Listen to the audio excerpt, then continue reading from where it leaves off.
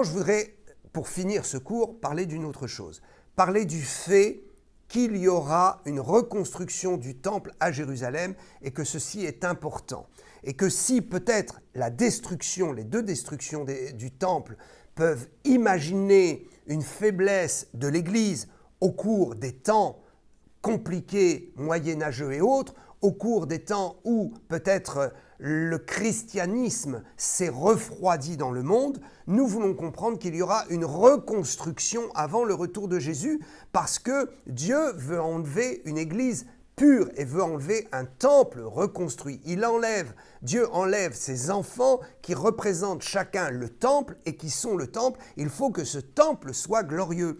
Donc, je crois que la reconstruction du temple à Jérusalem est nécessaire et que ce qui a été prophétisé dans cette reconstruction, nous allons y venir, est une image du fait que Dieu va glorifier l'Église avant l'enlèvement et du fait aussi que, donc ça c'est spirituel, et beaucoup plus terre-à-terre et matériel, du fait que Jésus va revenir dans le temple à Jérusalem et il va instaurer son règne et sa seigneurie, sa royauté à partir de Jérusalem pour le monde entier. Donc, il doit y avoir reconstruction du temple. Et certains pensent qu'il ne sera pas reconstruit, mais je vais apporter les éléments qui démontrent clairement que le temple sera reconstruit puisque cela a été annoncé dans la parole de Dieu. Alors, il y a d'abord Daniel qui l'annonce, il y a Jésus qui le confirme, il y a Paul qui va en parler, et il y a Jean. Je vais vous donner les 4 arguments avec les textes qui font qu'on ne peut pas douter du fait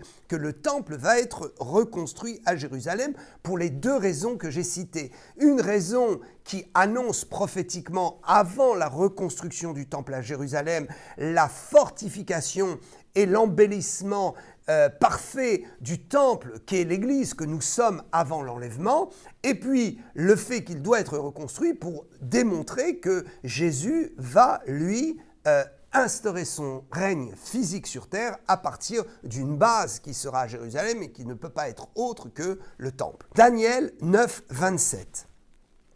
Il est parlé de l'Antéchrist. Donc vous voyez déjà dans l'Ancien Testament, Daniel prophétise qu'il y aura un Antéchrist et que le temple sera reconstruit. Il fera une solide alliance avec plusieurs pour une semaine. Et durant la moitié de la semaine, il fera cesser le sacrifice et l'offrande. Le dévastateur commettra les choses les plus abominables jusqu'à ce que la ruine et ce qui a été résolu fondent sur le dévastateur. Quelle est donc cette énigme, cette prophétie qui ne pouvait pas être une prophétie qui devait s'accomplir du temps de Daniel? C'était forcément une prophétie qui allait au-delà de ce qui se passait pendant la vie de Daniel. Cette prophétie nous parle de la fin des temps et du retour de Jésus sur terre et ce qui va se passer avant ce retour. Il va se passer une chose, c'est que le temple sera reconstruit. Regardez ce qu'il est marqué. Il fera, donc l'Antéchrist, le dévastateur, il fera une solide alliance. Avec qui? Avec les nations du monde, et il viendra mettre la paix à Jérusalem, une paix éphémère, une paix qui sera suivie d'une ruine terrible au bout de 3 ans et demi. Donc une paix qui sera un leurre finalement pour les Juifs qui vont reconstruire leur temple. Et pourquoi ce temple sera reconstruit? Parce que l'Antéchrist veut qu'il soit reconstruit, parce qu'il veut venir s'y asseoir pour se prendre pour Dieu. Et donc, il va se produire une chose, c'est que nous serons enlevés et il y aura une période de 7 ans de tribulation qui va se commencer. Et les 3 premières années et demie seront des périodes où il y aura une paix éphémère et où l'Antéchrist aura imposé une paix entre les Juifs et les Arabes, ayant trouvé une solution pour qu'il n'y ait plus la guerre et pour que Israël puisse reconstruire son temple. Donc, l'Antéchrist, fera une solide alliance pour une semaine. Il fera une alliance pour 7 ans. Pour 7 ans, il y aura un contrat qui sera signé. Mais voilà que durant la moitié de ce contrat, durant la moitié de ce mandat, si je puis dire, d'alliance, le dévastateur, donc l'Antéchrist, va produire la guerre mondiale et il va y avoir toutes les nations qui vont monter contre Israël et le temple sera détruit. C'est pourquoi cette prophétie est très très précise. Une semaine, 7 ans, un jour étant une année, selon la compréhension et le décodage prophétique. Et durant la moitié de la semaine, c'est-à-dire 3 jours et demi, 3 ans et demi, il fera cesser le sacrifice. Ça veut dire qu'il y a un moment où le sacrifice va cesser, où le dévastateur commettra des choses abominables jusqu'à aller s'asseoir dans le temple. Donc ça veut dire que pour qu'il s'assoie dans le temple, il faut qu'il y ait un temple. Pour qu'il fasse cesser l'offrande et le sacrifice, c'est qu'il faut qu'il y ait une activité de la loi et des Juifs dans ce temple. Donc, le temple sera reconstruit, l'Antéchrist viendra s'y asseoir et viendra annuler toute l'activité des Juifs et viendra persécuter les Juifs. Ce texte est très très clair. Donc il faut qu'il soit reconstruit. Voilà. Ensuite, nous avons la parole de Jésus dans Matthieu 24, 15 qui nous dit « C'est pourquoi, lorsque vous verrez l'abomination de la désolation dont a parlé le prophète Daniel, établie en lieu saint, que celui qui lit fasse attention. C'est pourquoi, lorsque vous verrez l'abomination et la désolation dont a parlé Daniel. » Alors certains disent, vous voyez, nous les chrétiens, on sera là pendant cette première période des 3 ans et demi, puisqu'il faut qu'on voit cette période de destruction. Mais non, là Jésus s'adresse aux Juifs. Il s'adresse aux Juifs qui n'ont pas reçu leur Messie, qui ne l'auront pas reconnu, et tous les Juifs qui resteront sur terre après l'enlèvement. Ils seront heureux, ces Juifs, parce qu'ils penseront, ils se feront avoir, ils penseront que l'Antéchrist, finalement, est peut-être le Messie, puisqu'il leur propose un contrat de paix et il leur permet de reconstruire le temple. Donc ils prendront, pour beaucoup des rabbins, prendront l'Antéchrist pour le Messie, et ils seront complètement dans la confusion. Et donc, Jésus dit aux Juifs qui l'écoutent, et il laisse l'Écriture pour les Juifs qui viendront après, il faudra faire attention. Faites attention, méfiez-vous, ce sera un leurre. Quand vous verrez ces choses arriver, le temple reconstruit et tout, sachez que de toute façon, la prophétie de Daniel va s'accomplir et que le dévastateur, l'Antéchrist, aura fait ça dans un seul but, pouvoir récupérer le temple pour lui, et il vous persécutera.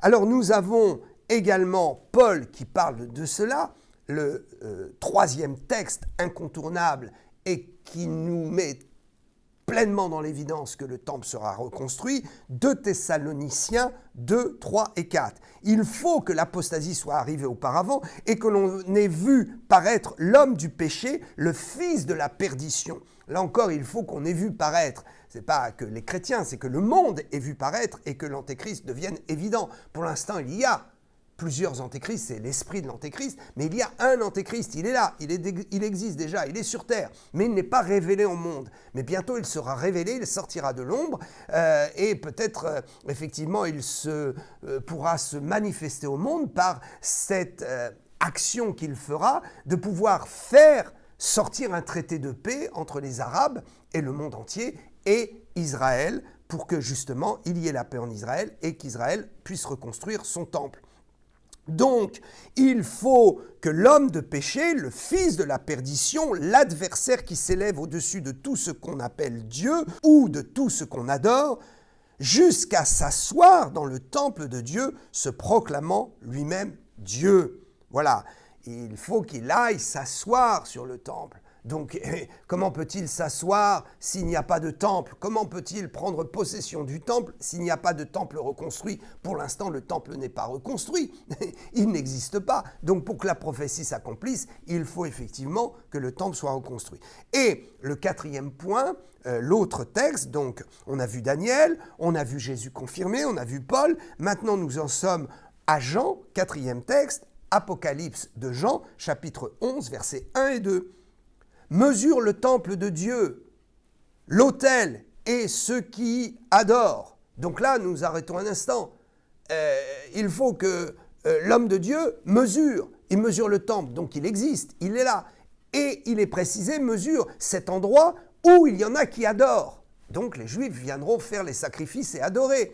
Et au verset 2, nous avons « Mais le parvis extérieur du temple, laisse-le en dehors et ne le mesure pas, car il a été donné aux nations et elles fouleront aux pieds la ville sainte pendant 42 mois. » Voilà que pendant la deuxième période des 7 ans, donc la deuxième partie de la semaine, la deuxième partie de la moitié de la semaine, donc il y a une moitié 3 ans et demi, une autre moitié 3 ans et demi, pendant ces 3 ans et demi, c'est 42 mois, voilà que Dieu dit « ne mesure rien » parce que effectivement c'est un endroit qui sera dévasté, où le dévastateur viendra. Alors, est-ce que le temple sera détruit entièrement pendant l'Armageddon, ou est-ce que ce sera simplement autour du temple qu'il y aura une grande désolation et Dieu va préserver le temple puisque Jésus doit venir s'y asseoir? Moi, je pense qu'il y aura un miracle. Le temple ne sera pas détruit. Le troisième temple reconstruit ne sera pas détruit pendant l'Armageddon. Tout simplement parce qu'effectivement, il est dit ici, mesure, mais le parvis ne mesure pas parce que de toute façon, il va être détruit. Bon, voilà, après, chacun voit comme il veut, cela n'a pas une grande importance, mais nous pouvons en tout cas rester sur une doctrine, parce que là, ce n'est pas un point d'opinion, c'est une doctrine biblique, le temple sera reconstruit. D'ailleurs, à Jérusalem, ils ont réuni tous les ustensiles pour le troisième temple. Alors la question est de savoir où est-ce que ce temple doit être reconstruit. Alors selon Esdras chapitre 5 verset 15, il nous est dit que lors de la construction du second temple, il fallait qu'il soit reconstruit exactement au même endroit que le premier. Donc le troisième temple, les Juifs savent qu'ils doivent être reconstruits exactement au même endroit. Parce qu'effectivement, sinon ça n'aurait pas de sens. Ce ne serait plus la reconstruction du temple, ce serait un autre temple complètement différent. Or là, quand on parle de premier, deuxième et troisième temple, en fait, on parle du même temple qui est détruit et reconstruit au même endroit. Alors, je voudrais apporter ici une précision. Après avoir vraiment sondé les Écritures depuis des années, après avoir réfléchi, après m'être informé, je dis et j'affirme que le troisième temple sera reconstruit sur l'esplanade de la mosquée et du dôme à Jérusalem. Vous savez, quand vous allez à Jérusalem, il y a le mur des lamentations et au-dessus, il y a un grand terre-plein, une esplanade où vous avez une mosquée et où vous avez le dôme, ce fameux dôme-là qui trône et que les Arabes ont construit. Effectivement, Israël ayant pris possession de Jérusalem et cédé cette partie-là aux Arabes par crainte, par peur, voilà, ils auraient jamais dû céder ça, mais ils l'ont cédé et en fait ils ont pensé qu'en cédant cette partie, ils auraient la paix avec les Arabes. Mais bon, ça n'a pas vraiment fonctionné. Par contre, ce que nous voyons, c'est qu'à cet endroit-là, si vous allez visiter, il y a devant le dôme une grande place qu'on appelle l'esplanade. Et cette esplanade, miraculeusement, est vierge. Elle n'est pas construite, elle est déserte. Alors ça veut dire quoi? Ça veut dire que les Juifs ayant désobéi en redonnant ce territoire, cette partie de Jérusalem, cet endroit que Dieu leur avait redonné pour reconstruire le troisième temple, ils l'ont livré aux Arabes, mais les Arabes ont été empêchés de construire quelque chose sur toute une partie de cette esplanade. Et je crois que c'est à cet endroit-là que le temple sera reconstruit, parce qu'effectivement, il donne directement accès sur les murailles où il y avait les anciennes portes par lesquelles on rentrait pour entrer dans le temple. Et puis, il y a une place suffisante pour exposer le nouveau temple, pour le reconstruire d'est en ouest. Donc, dans une partie, vous savez que c'est rectangulaire, donc dans une partie longitudinale, à partir de l'est, l'entrée, et l'ouest, où se trouvera le Saint des Saints, et précisément sous cet endroit qui peut accueillir cette construction, nous avons les Juifs qui disent qu'ils ont découvert en dessous un lieu où ils se sont approchés très proche du Saint des Saints. Alors, moi je crois que pour ceux qui resteront sur terre, peut-être nous verrons déjà la première signature de ce contrat de paix pour 7 ans et nous serons levés juste après.